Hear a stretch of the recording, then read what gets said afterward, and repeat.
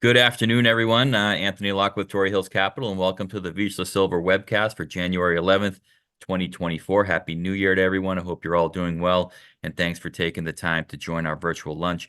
Just a quick refresher. Vizsla Silver is a well-funded Canadian-based mineral exploration company focused on its flagship Panuco Silver Gold project in Mexico.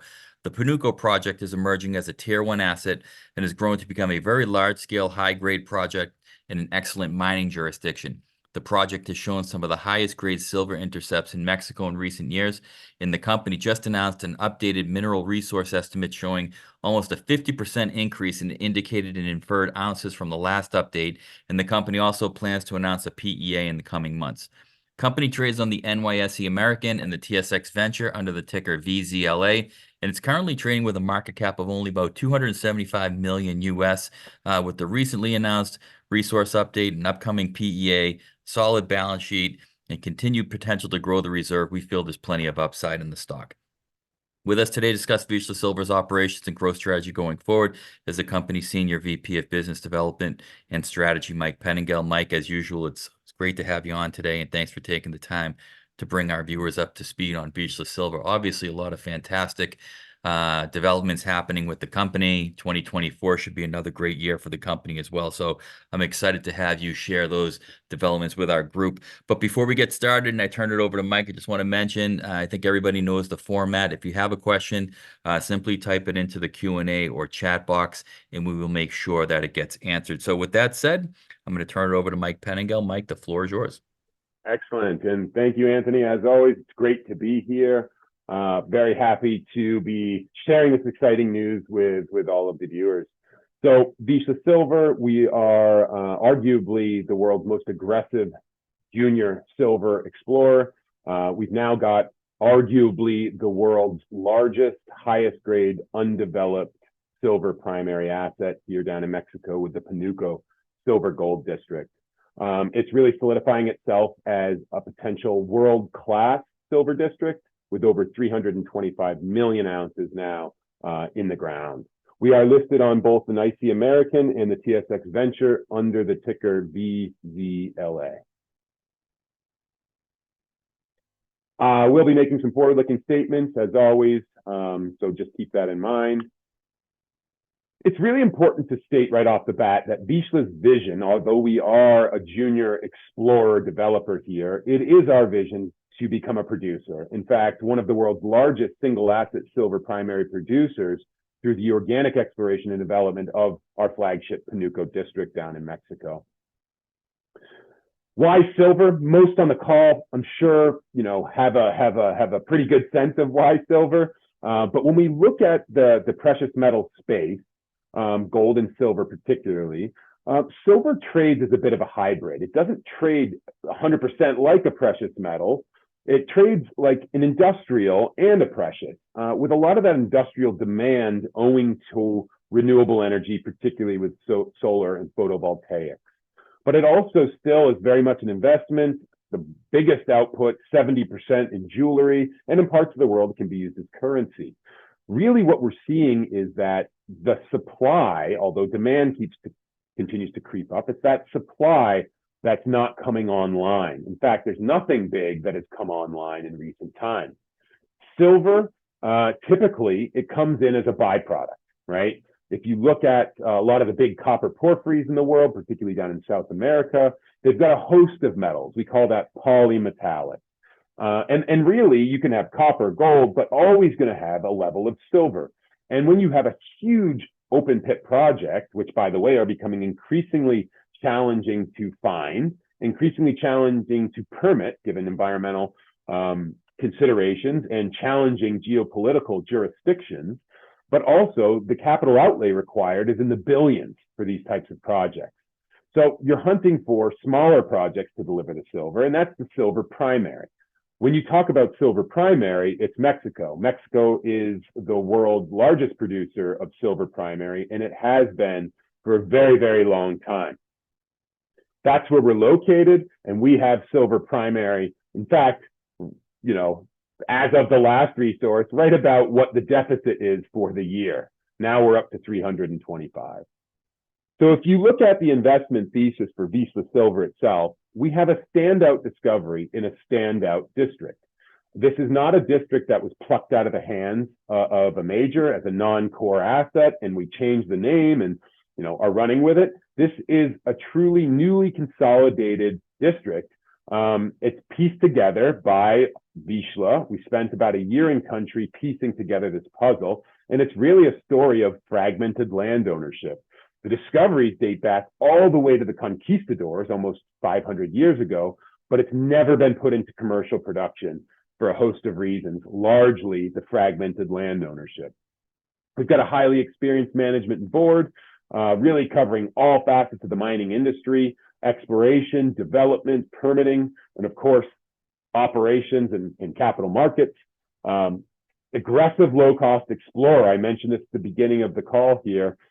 This year, we're doing 65,000 meters of drilling. Last year, we completed over 90,000, and the years prior, it was over 100,000 meters. This is a truly amazing feat. There's not many silver companies, particularly in the junior space, that drill nearly as much as we do. But again, we're being rewarded for it, outlining such a large, robust resource in such a rapid time frame. It's pretty remarkable. So this year, 65,000 meters of additional drilling with 4 drill rigs. It's a resource expansion and discovery-based program that'll feed into the next resource update, likely by year end. But in the interim, we're targeting mid-2024 for the initial Panuco PEA. And that's really the next step for us.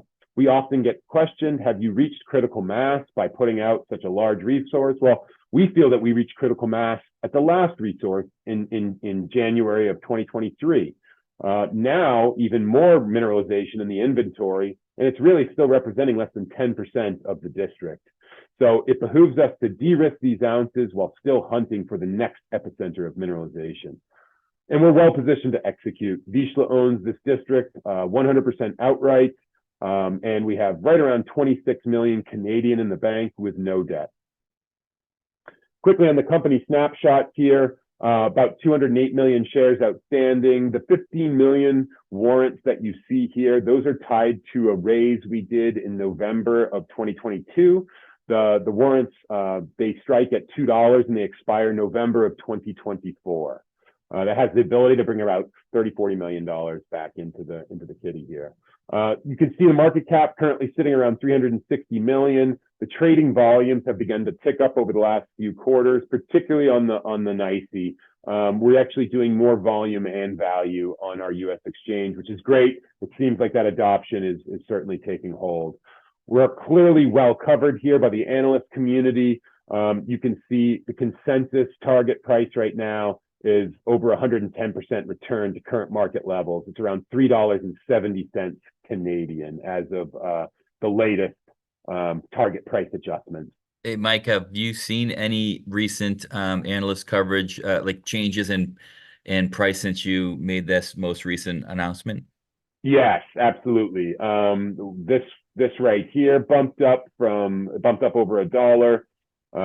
We saw Ray J increase their target price. We saw H.C. Wainwright go from $250 to $325. I think that's it so far, but I do know that another one's coming from PI. Great, thank you. So basically, half of our coverage list updated their target price assumption. Fantastic. On the shareholders, we started putting in our top shareholders because I think it's pretty important to see that it's really the who's who in the mining space as far as institutional ownership goes. Franklin Templeton, Steve Land over there, they own a meaningful percentage, about 14%. Fourth Sale down in Brazil, 11%. Eric Sprott himself, which by the way, we should make a nod. He's being inducted into the Mining Hall of Fame today. So congratulations, Eric. He holds about 6%. And then the Sprott Asset Management team, Maria, Doug, they hold about another 6%. Fidelity's in the file for about 3%. Luxor Capital, Conwave, there's a whole host that are in that kind of 3%. RBC Asset Management's another. So we're very well held on the institutional side. Management insiders, directors, we hold roughly 15% of the outstanding shares of the company, which at this stage I'm challenged to see some comps that highlight as much ownership as we do. Management, I don't belabor this slide too much. I think the most important takeaway here is really that those that are on the ops team down in country, they all have big company experience based in Mexico. So, you're looking at Pan American, Capstone, Agnico Eagle, Fortuna, First Majestic, ODEV, Jesus Velador was involved in the discovery of the Valdecañas vein on the Fresnillo Peñoles side. So you've got some of the biggest silver producers in the world coming from the biggest silver producing country, and these gentlemen are on our team. So we couldn't be better well positioned for this part of the mine cycle. If we go and look at the board of directors, just for a bit of context, Craig Perry, he doesn't need much of an introduction. Most people know him. He's quite the industry veteran, founder of ISO Energy, NextGen Energy, founding shareholder and senior advisor to EMR Capital, former chairman of Skeena Resources. He's really made quite a name for himself in the space. He partnered up with Mike Connor, our founder and CEO. 2018, they transacted on a cobalt company. That enabled them to then go and found or incorporate, I should say, both Vizsla Silver and Inventa Capital. Inventa Capital is the private parent umbrella to Vizsla, Vizsla, of course, being the flagship there, but it's really covering all of the commodities that the world needs for the electrification of the planet. That's how their partnership evolved, and that's where Inventa fits in. As far as the rest of the board goes, you can look at Harry and David as coming from that capital markets investment banking front. Simon Smirlik is our real technical support. He's the current chief operating officer of Ausenco Engineering. For those that don't know, Ausenco is a global engineering firm, regarded as one of the best, with a real focus of developing, commissioning, building mines in Latin America. Most notably, they completed the build of Silvercrest Las Chispas on a lump sum basis. The most recent addition to our team is Eduardo Luna. Eduardo Luna, again, comes from Mexican Mining Hall of Fame here. He's an absolute statesman. He comes from the board of Wheaton Precious Metals. He steps off the board to join our group. He spent numerous years down at San Dimas. Really, it was Wheaton River, Goldcorp, Looseman, Primero. He served senior executive roles. He really is bringing that big picture look to what we're doing down at Panuco.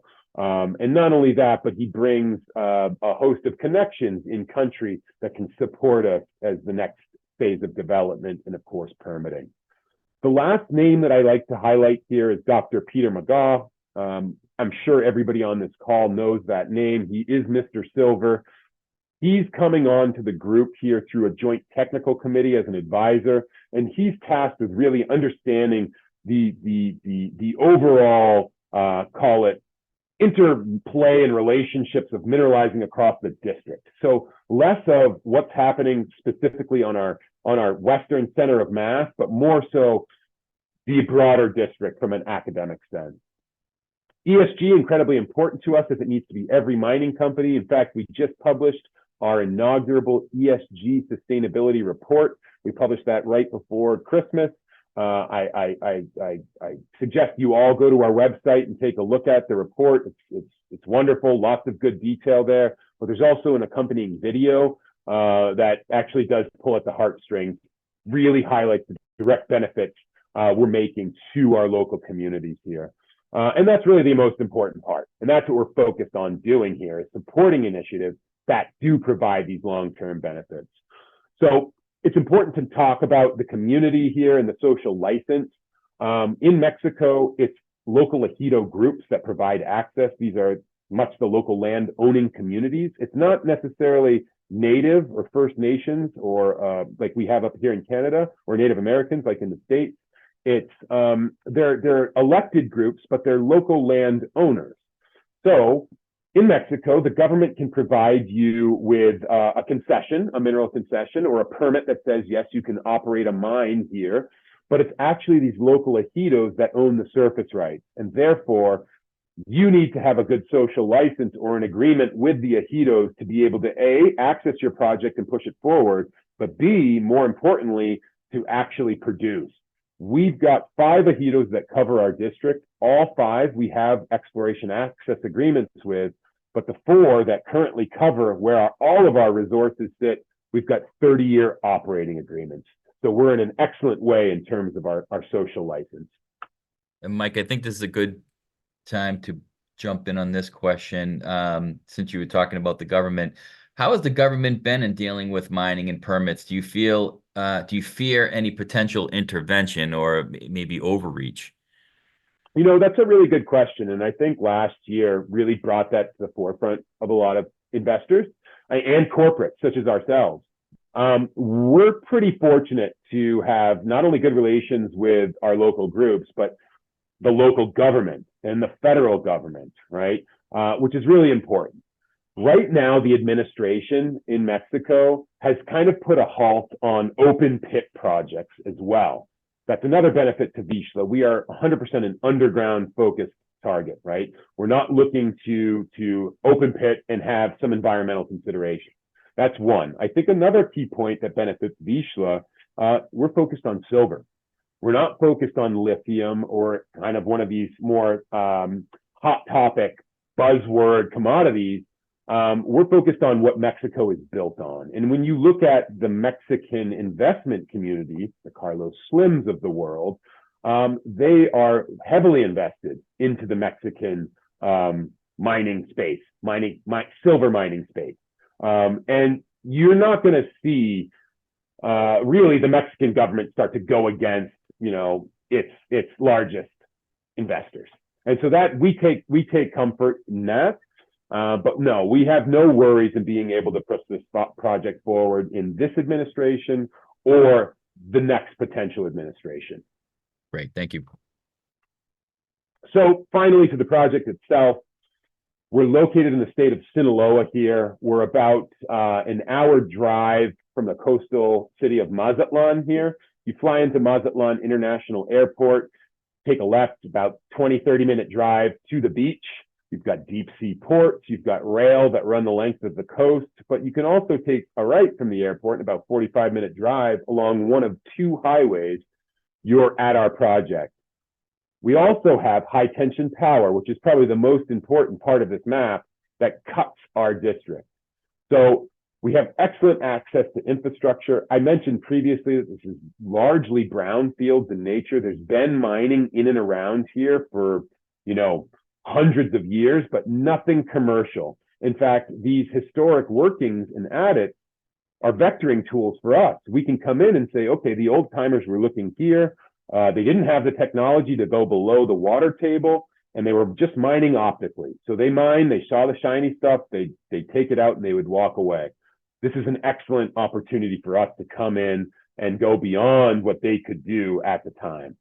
So it's a very large district at 7,200 hectares in size, contiguous size. And again, it's never been systematically explored on a consolidated basis. I mentioned the access to infrastructure. It's outstanding. We're expanding these high-grade discoveries that I'll get into in a moment. And we've got still 6 drill rigs turning on the property right now, 2 focused on expanding the resources, 2 doing exploration, and 2 doing de-risking geotech drilling. If we zoom in on the project now, this is the project shape. Now you can actually see where our resource distribution exists. It's all focused really in the southwest corner. This purple ellipse that I'm highlighting, this is what we're calling our center of mass. The center of mass is where all of the 90,000 meters that we drilled last year were completed.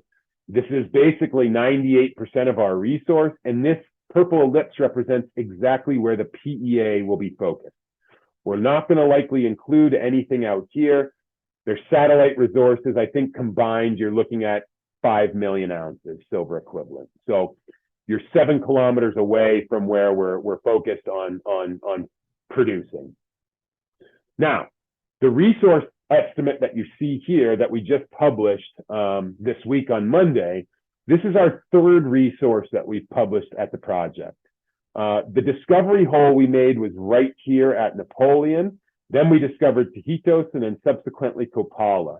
But that first discovery hole made here at Napoleon, about 18 months from that discovery hole, we wrapped our maiden resource that came out in March of 2022. That was 107 million ounces combined silver equivalent.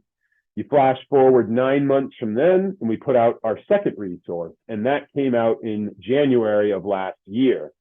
That resource had a 100% increase to contain metal. It was 220 million ounces. Now you flash forward 12 months, and we added another 100 million ounces in silver equivalent, 50% improvement to the contained metal, and that's what you see here right now. On a combined basis, 325 million ounces, grading right around 660 grams per ton silver equivalent. So an absolutely outstanding resource that does represent one of the highest grade and largest undeveloped in the world. In terms of gold equivalent, because I know a lot of investors, when we start talking about hundreds of millions of ounces of silver, it kind of loses the context. But if you think about it in terms of gold equivalent, we've outlined 4.5 million ounces of gold, grading just shy of 7 grams per ton. And we've done this in right around 3 years' time. Absolutely remarkable. And it just shows how much mineralization exists here. And that mineralization is becoming more and more predictive. We're finding it at a cost of 32 cents per ounce. 48% of this resource is in the indicated category, really just giving you a sense of the confidence we have here, higher confidence category. And 90% is precious metals. Of that, you're looking at just shy of 60% being silver. I mentioned the term polymetallic before. We are polymetallic, silver, gold, lead, and zinc. However, the silver and the gold make up more than the bulk of the economics and 90% of the actual mineral inventory. When we look at this size and grade in terms of our comps here, what we're looking at, as we have in the past, a cross-section of silver primary Latin American-based explorers and developers. We're trying our best to look at apples to apples here.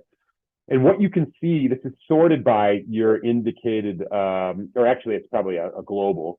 It's sorted by grade. And what you can see here is clearly the Pánuco asset is a standout, not only in terms of indicated grade, but inferred grade as well. You can have some comps that are close by in terms of a grade profile, but if you march over, their ounce count doesn't hold a candle to the combined ounce count that we see over here. And in fact, if you were to combine all of these ounce counts to be stacked, Pánuco would still be at the top, right?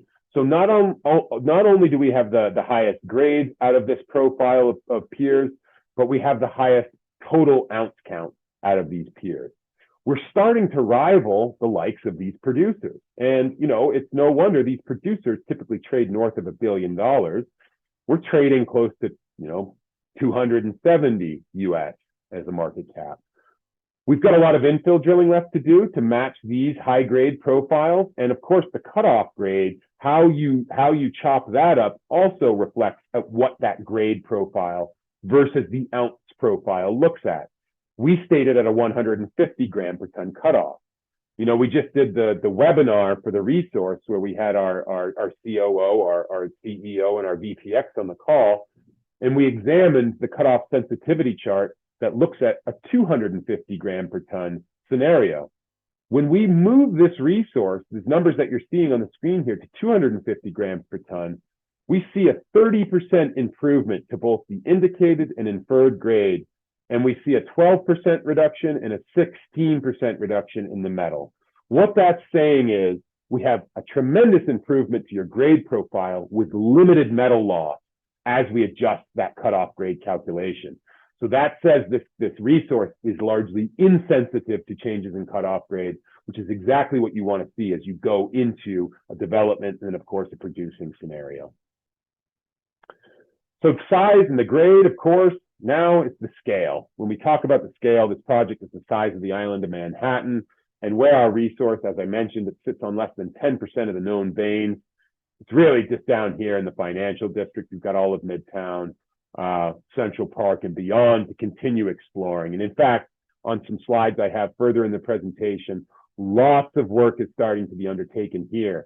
If you look, there's no veins that run, these red veins. You can see how they look. There's none that run over here yet. All this has changed now. It's really important to note that there's never been the consolidated geologic map for this district because of that fragmented land ownership. We've now been able to map 60% of this district on a meaningful scale, and we have 4 geologists in the field full-time mapping. They're continuing to find historic workings, because you can see based on the satellite image that this is vegetation, right? So we've got a lot of vegetation. This is not the desert. So lots of historic workings, we're still finding them underneath vegetation in the jungle, essentially.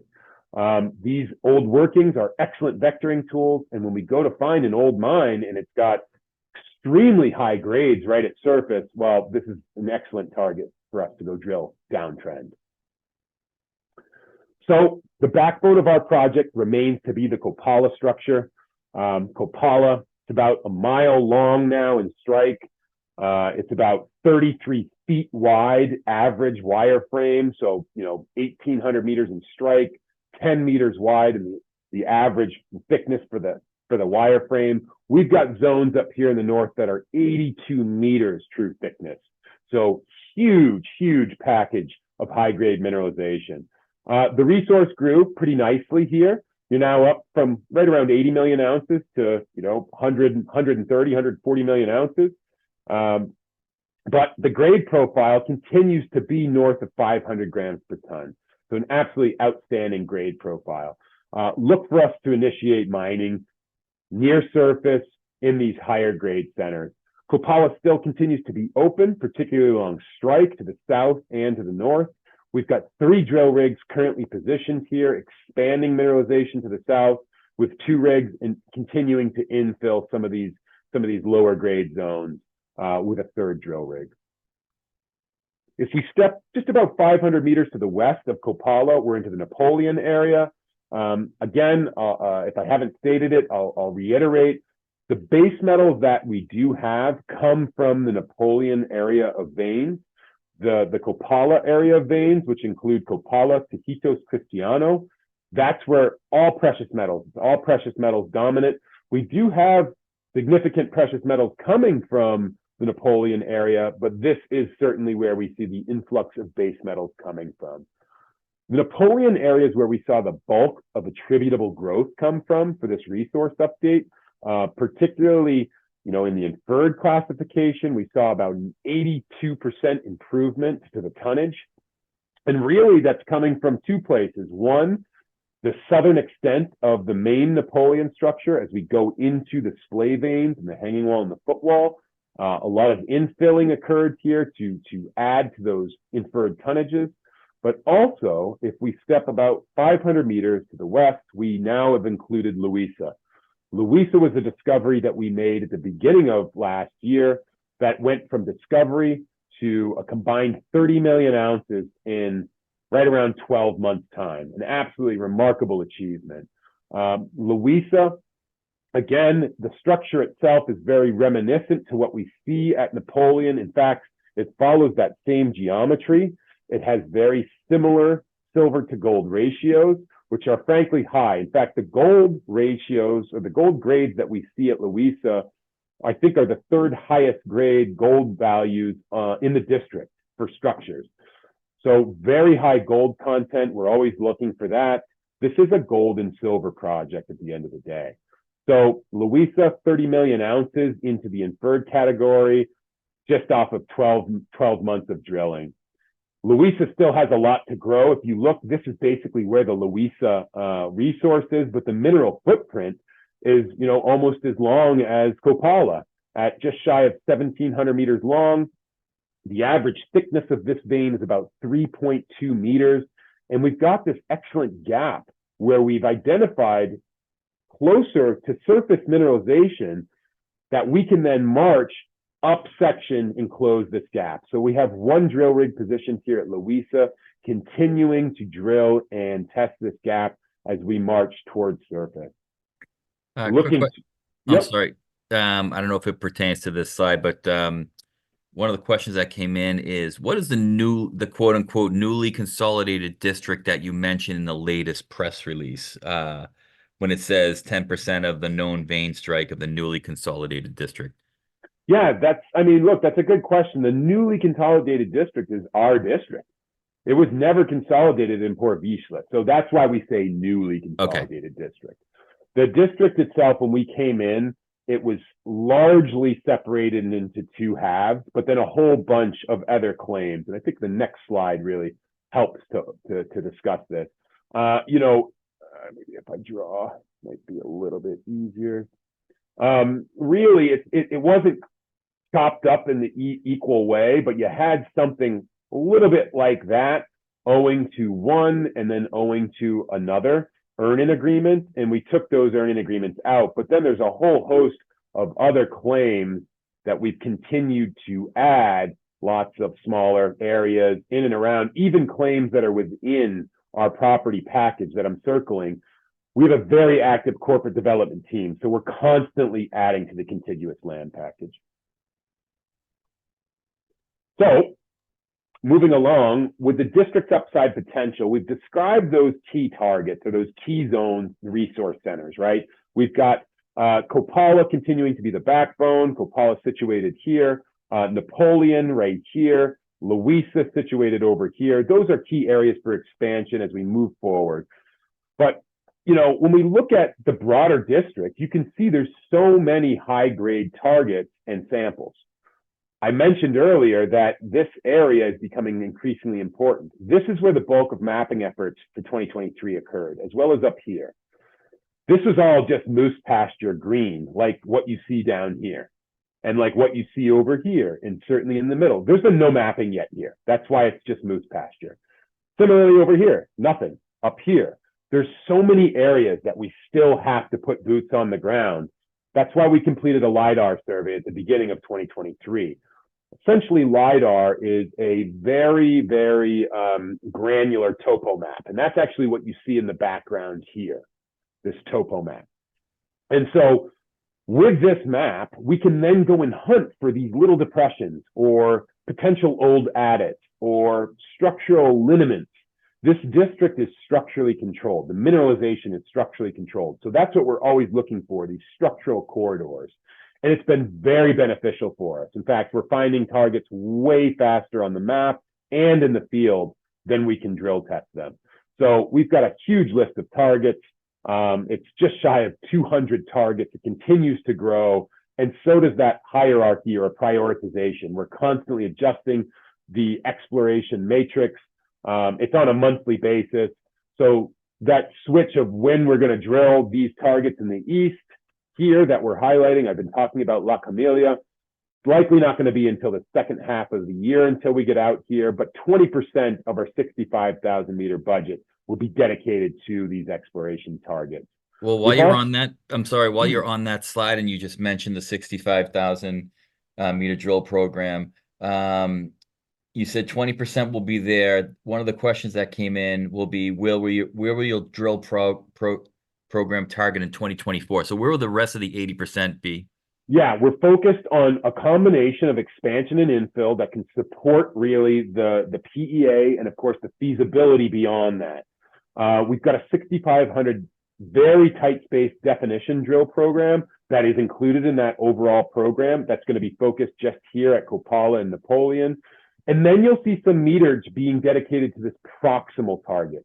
I think it's really important to note, we're almost thinking about this in terms of an onion, the exploration onion, right? So here's where the heart of the mine is going to be, the purple ellipse, that is the mine, right? And so if you think about mine, near mine, call it exploration expansion. So you're beefing up and converting and doing definition drilling, right? That's in the purple. There's also mine targets like La Luisa that are just outboard that have the potential to complement a mine plan in not only the PEA, but the FS. A discovery out here at Camellia, you're 7 kilometers plus uphill, you're likely not going to complement a mine plan if you make a discovery out here. This might be year 20 in that mine plan. So those present values will be eroded to nothing. This is when you're starting to hunt for the next purple ellipse, right? When we Mhm. talk about the next purple ellipse. And so that's why I really want to draw that distinction. The bulk of the drilling is certainly going to occur in the West as we de-risk, because that's where everyone on this call is really going to get the most value at de-risking and putting these ounces into production. However, the ongoing discovery potential in this district is significant. And it's in everybody's best interest to hunt for this next epicenter of mineralization. And we've got some excellent locations, particularly in the east here, that we want to chase after in the new year. And Mike, not to put year. you on the spot. Remember we're recording this, but is the surrounding land that you don't own in hands where it can be acquired? Absolutely. Absolutely. There's lots of ground, and I will stress this because you mentioned it. I can't speak too much to this. We are very active as a corporate development team in country. And frankly, there are some claims that are within Vizsla's hands that are not on this map yet for a few various reasons. Okay, great. Thank you. So with the mapping that we've undertaken, the geophysics that we're planning to undertake this year as well, we've got EM that we're planning to do the entire district, as well as multispectral satellite imagery. Again, this is just going to be more low-cost methods to aid in our targeting. Drilling is the highest cost in any exploration program. Fortunately for Vizsla, we only spend about $150 all in per meter drilled. And that includes G&A, that includes assays, everything. It's leaning towards industry leading, really, when you talk about those types of drilling costs. But nevertheless, that still does represent the highest cost for us with exploration. So if we can minimize and not do wildcat drilling, have very targeted purpose drilling, and do sound science, it's going to benefit everyone, stakeholders and shareholders. So what we've achieved is we've outlined this large, high-grade, robust resource, and it's centered really on this postage stamp in the western portion of the district. We've outlined initial high recoveries from our metallurgical testing. We've done 3 rounds now to date. Started at Napoleon, then Tajitos, and then most recently Copala. We announced the Copala results. It would have been end of August there. The next steps in terms of metallurgical test work goes, we're going to do an optimized study that really is going to look at the overall blending strategy and ensuring that the flow sheet that we've proposed for Copala is also amenable to all of those other structures. And it's a really important point to know that there's base metal values coming from Napoleon and it's precious metals at the Copala Tajitos structures. And so we need to know, given that chemistry contrast, that single flow sheet is amenable to both, or if we have to have a second circuit. 100% ownership of the district with existing operating infrastructure. Again, the brownfield nature or previously disturbed grounds that we have, particularly in the west near our mill site locations, are really going to benefit us in terms of the permitting horizon. If you're looking to permit a milling facility or any surface infrastructure on previously disturbed ground, that's just one step ahead in the eyes of the regulators. We've completed over 350,000 meters of drilling, capital efficient drilling, and we're being rewarded for it, right? With 325 million ounces of silver equivalent on the books, we're discovering quite a bit of mineralization per meter drilled. And you look at what we have in progress, it's really about this tagline at the top, exploring and de-risking the next world-class silver district. To have the name world-class, you need to be in the top 10%.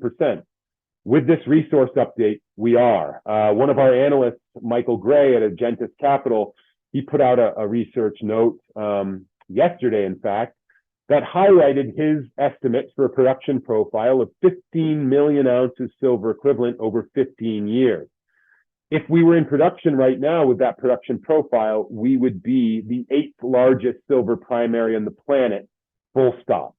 And we would be the only one on that list, silver primary producer on the list, that's held by a junior. So we're in a league of our own. I can't stress this enough. So to further de-risk, we've talked a lot about exploration. To further de-risk, we've got a bulk sample test mine that's going to be focused on Copala and Napoleon. It's fully permitted, which a lot of people don't know about.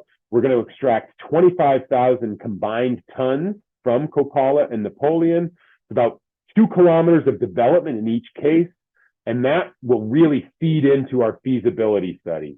We're likely not going to process the mineralization. We're likely going to stockpile it into high grade and mid grade piles to be used as commissioning feed for our mill. However, this test program is really to reconcile our resource, as well as to understand our development rates, our ventilation, our mining rates, and ground conditions. It's a test mine, but the reconciliation to know that we have what we have where we said we have it. That's the most important thing from that program. The optimized metallurgy, also incredibly important. That'll also feed into the feasibility, as will that very tight-spaced 12.5 meter center definition drill program. So that's really beyond the PEA. That's for the feasibility in 2025. But in 2024, again, these programs are incredibly important, as well as the resource conversion expansion drilling.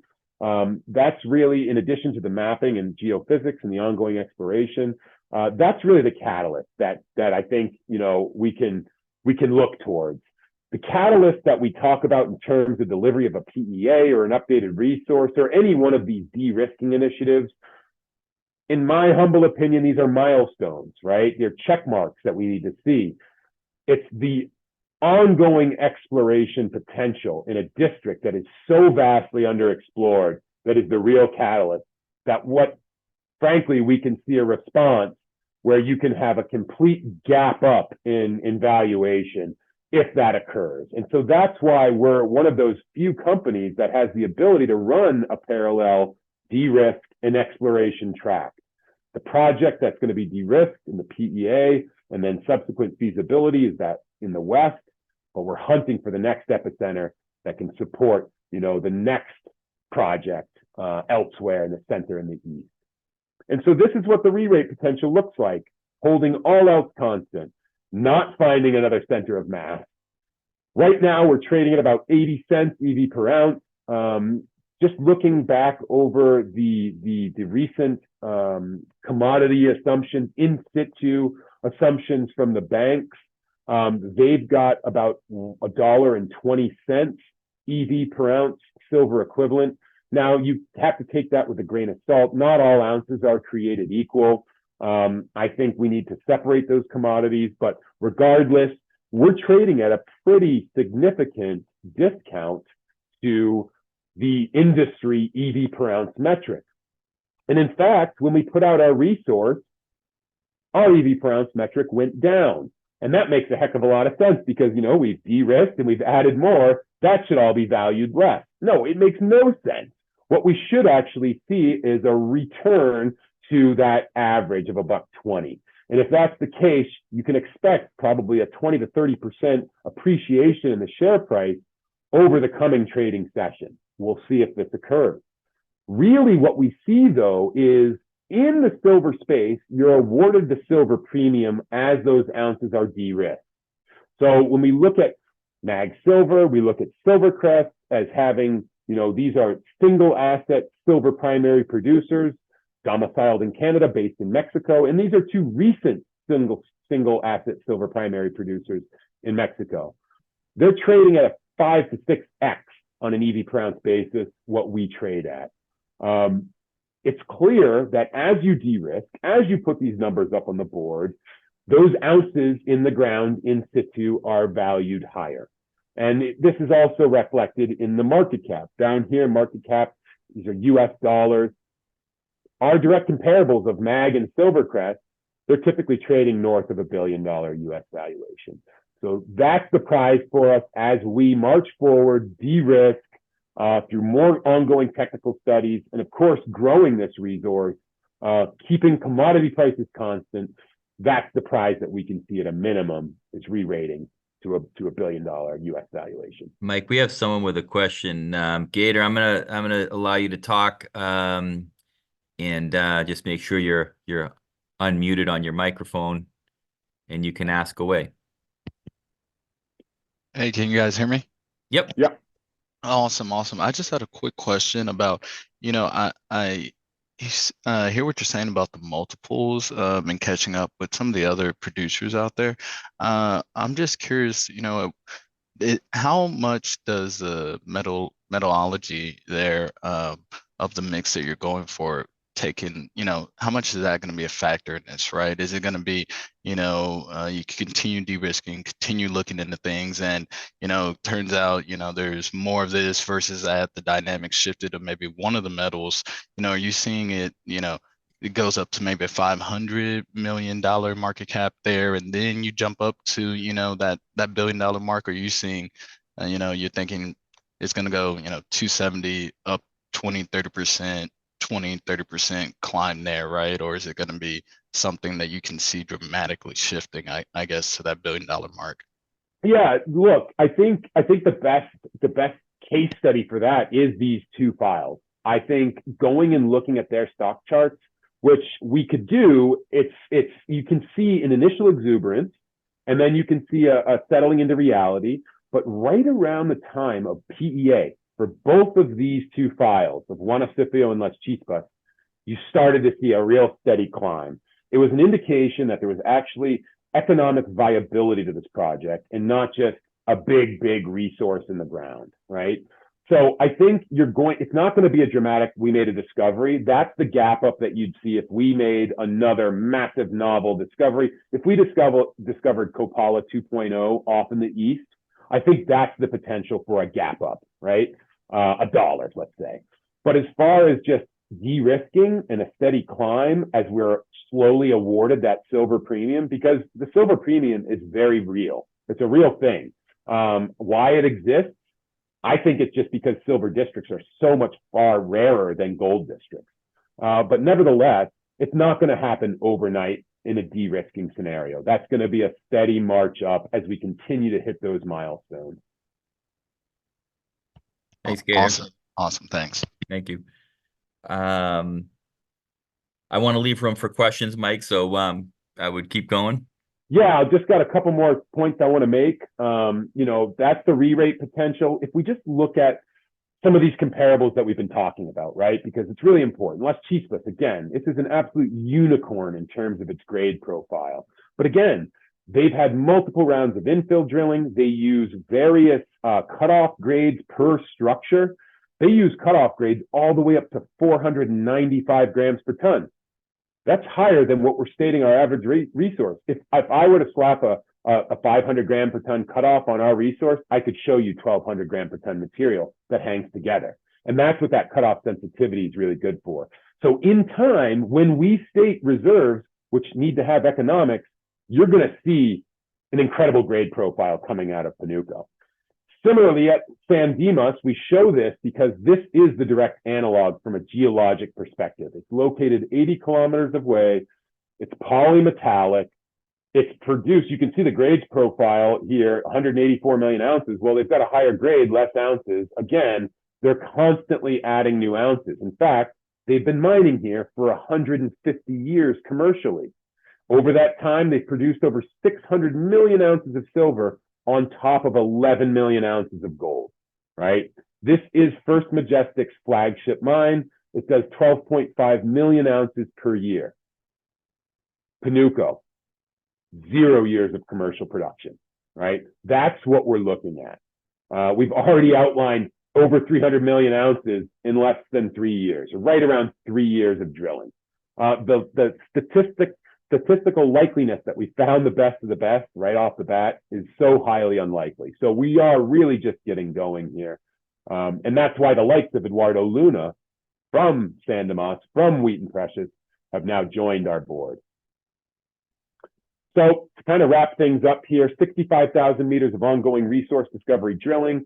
Going to feed into a potential resource update by year end. We're doing that with 4 drill rigs, but really it's the initial Panuco PEA to come out in mid-2024.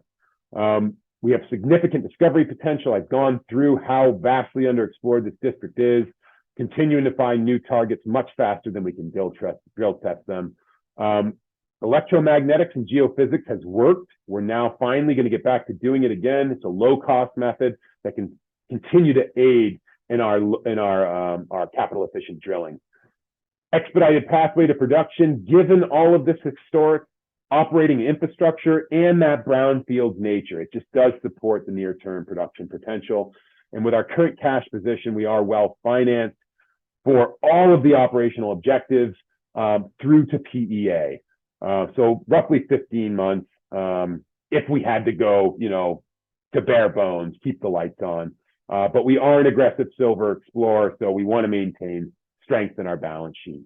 I think the last thing that we have not touched on that's not fully in this deck, it's some information that we teased at in the 2024 Outlook piece in December, is the potential for a wholly owned spin out of a royalty on the district that'll be spun out into a publicly listed vehicle, much like Great Bear did with Great Bear Royalty. The thinking is that we can reward our shareholders with value in the SpinCo, but Vizsla Silver will own a minimum of 50% in this vehicle. That provides Vizsla with optionality in terms of project financing moving forward. And so really, that's the last thing I wanted to highlight, because we have this excellent resource. Well, if there's a potential spin out coming from the company into its own another vehicle, publicly listed vehicle, it behooves you to hold those shares, to get shares in this publicly listed vehicle, and then of course holding them through to the announcement and backstop by a PEA. I think everyone will be pleasantly surprised by our ongoing ability to underpromise and overdeliver at every milestone. Yep, absolutely, and that's great stuff. In terms of what we do here at Torrey Hills Capital, what we look for in a client, I can honestly say that, Vizsla checks all the boxes: strong management team, solid balance sheet, phenomenal drill results, and a great jurisdiction. And I think, I don't know if Mike mentioned it earlier, but insiders have been buying the stock as well. So they're putting their money where their mouth is for sure. And they're very, conscious of dilution. So it's very important to keep in mind that you're buying the stock along with the management team. So Mike, I'm going to rapid fire. First one, we always get this one. Any issues with cartels in the area? No, none at all. I think I would love to put this in our presentation material right up front. It's a question we get often. Mexico, synonymous with cartel, right?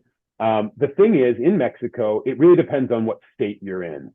The state of Sinaloa does have a pretty bad reputation. All of us on this call have turned on Netflix and seen Narcos this or El Chapo that. It couldn't be more of a case of, the delta in perception versus reality that's going on the ground. So in Sinaloa, you have one group. And I think it's really important. One group that's well established. They're focused on their drug production. They're not focused on kidnapping, extortion, and all these other things that some of these groups that are off in the border states or in some of these other areas that have multiple cartels battling have to resort to. I think the other point to make, and I'm just going to go back to the presentation here to support, is where we're located, right? We're located along one of two highways. This is a major thoroughfare, right? It connects the central part of the country with the coast. It's in the government's interest to maintain this open thoroughfare. And so we have military presence, police presence on this highway. This does add additional security for us. We have no armed guards. We have no fences. We love working here. We bring our young families or our children down to site. Great, thank you for that. With so much increased demand from solar, in addition to jewelry, obviously electrification of cars, why do you think the price of silver isn't higher? Yeah, that's the $1 million question. We could we could arm wave about this till we're blue in the face. Look, it's a tough one. I think if anybody had line of sight into commodity prices, we wouldn't be on this call. right? We'd be on a beach somewhere drinking Mai Tais. There's no way to be predicting these commodity prices. Those traditional kind of inputs of geopolitical concern, rising interest rates, that all kind of went out the window at the beginning of 2023 with the invasion of Ukraine and, of course, the interest rate environment. So I'd love to have a great, articulate answer for you, but your guess is as good as mine. One thing I can say is that, we're all here because we do believe that the commodity prices have to move forward. They can't pull backwards, right? Exactly. And from a supply demand standpoint, I think silver's in a good spot. And I think, it was making a run along with gold. And I think everyone here is just watching what the bank, the Fed's doing here with regards to interest rates as well. So there are a lot of things to consider. But, in my opinion, a year from now, silver is going to be higher than lower for what that's worth. So this is kind of taking two questions and combining them in terms of, a raise. So the stock has responded well to the news. Obviously, it went up a little bit when you talked about, this latest resource estimate. Are you looking to raise funds if the stock continues to rise? And on top of that, in addition to the 26 million on hand, if and when you need additional capital, is it your preference to issue additional shares or seek a line of credit? Okay. Yeah. So for the first part, we're well funded right now for everything we need to do with the 26 million in the bank. And the burn rate for us right now is just shy of 2 million, right? So that does give us some nice runway moving forward. However, and this is kind of what you wanted to hear, I'm sure, if the window does open, we will be opportunistic. As mentioned, we are an aggressive explorer, arguably the world's most aggressive silver junior explorer. And we can't show weakness on the balance sheet.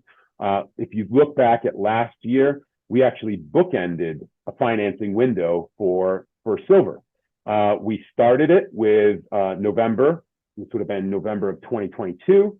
And then we closed it with a second raise that we completed in February of 23 after the last resource we announced. Virtually every one of the comps that we have in our peer table here, the silver companies, also raised within that window. If we are presented with a similar situation, we're certainly going to have to look at it. But right now, we're happy to say that we do not need to go to the market to raise. We do not need to go to the market to dilute. Now, the second part of the question, would we examine line of credit? At this point, I don't think it's in the company's interest to take on debt, even in the form of an alternative debt vehicle, such as a convertible. We don't know what the district holds. And frankly, we're still a bit far out from production. Once the delivery of the PEA, I think you've got a bit of a clock that starts ticking there on when you could feasibly get into production. Now, we can always update a PEA if a new discovery is made or change the way the scope of the project is viewed. However, a clock is largely starting to click. And so I think after that delivery, you can start thinking more about debt. But really, project financing is, I think, where we would start to entertain taking on debt. And the payback that we're seeing for this project, it should be very serviceable by debt with a 1 year payback period or year and a half payback period. Yeah, which was one of the other questions. How much capital do you think you'll need to borrow to start production? Any idea, like roughly what you think CapEx will be? And how would you finance that with a mix of, I'm sure, equity and debt? Yeah, the numbers, it's a wide range that I'm going to give you. You probably won't be happy, but 200 to 300 million US. So just pick the midpoint number to be safe. 250 million US. Very low number. Yes. Right? We're talking about, in the beginning of the call, we talked about these multi-billion-dollar capital outlays that are really, impediments to these big open pit projects getting into production. That's just not the case with us. We talked about a production profile that would put us in the top 10 largest silver primary assets globally for a CapEx that is less than our current market cap as a junior. That's such a rare thing. I challenge anyone on the call to find a junior explorer co with a market cap that is, higher than their initial capital outlay. So often you see juniors having to raise 2-3x their market cap to even drill sometimes. That's not the case. So this project, very low initial capital, very serviceable by debt. If we can do 80-20, 90-10 debt to equity, we will. But we'll have to see at the time. Yeah, absolutely. And for what you have in the ground, that is extremely reasonable, and it'll have a very fast payback time as well, which is great. Two more quick questions. Also, do you have any agreements with royalty companies right now? No agreements. We're not encumbered by anything. No agreements with royalty codes. And are you in any ETFs right now? Yes, we are in a few. We are in the Global X. We got picked up by the SILJ. Those two I know of. Okay, great.